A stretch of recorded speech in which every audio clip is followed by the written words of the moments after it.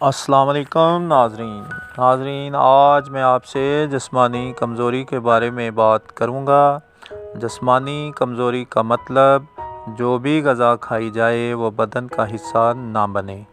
جسمانی صحت جوں کی توں رہے، بلکہ اگر کھانے پینے کا خیال نہ رکھیں تو مزید کمزوری ہو جاتی ہے۔ یہ اس وقت ہوتا ہے جب انسانی معدہ غذا کو اچھی طرح ہضم نہیں کرتا اور اس سے مناسب خون نہیں بنتا۔ نہ جسم بڑھتا ہے نہ وزن میں اضافہ ہوتا ہے، بلکہ چہرے پر کمزوری اور بدن لاغر لگتا ہے۔ انسانی گال پچکے ہوئے اور اندر کی طرف ہوتے ہیں اور رنگ زرد رہتا ہے۔ جسم ہڈیوں کا ڈھانچہ نظر آتا ہے۔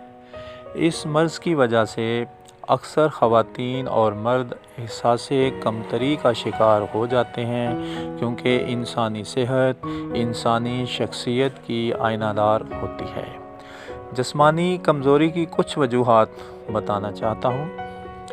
زیادہ بھوکا رہنے کی عادت، گوشت اور دودھ کا استعمال نہ کرنا، ضرورت سے زیادہ کھانے کی عادت، باسی چیزیں کھانا پسند کرنا، مایوسی کمزوری، حسد اور سوچ بچار کی عادات۔ ناظرین، سب سے بڑی اور خاص وجہ معدہ کی کمزوری ہے۔ اگر معدہ تندرست ہوگا تو انسانی صحت تندرست رہے گی۔ اگر معدہ تندرست نہیں تو انسانی جسم میں کمزوری ہو سکتی ہے۔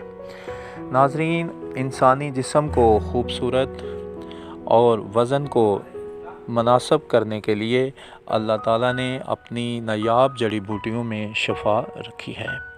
ناظرین، اگر آپ میں سے کوئی بھی جسمانی طور پر کمزور ہے، اچھا کھانے پینے سے بھی صحت نہیں بنتی، تو وہ مجھ سے رابطہ کر سکتا ہے۔ میں ادویات بذریعہ پارسل بھی بھیج سکتا ہوں اور آپ میرے مطب پر بھی تشریف لا سکتے ہیں۔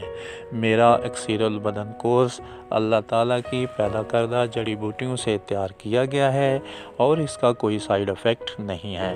اگر آپ یہ کورس منگوانا چاہیں تو آپ مجھ سے رابطہ کر سکتے ہیں۔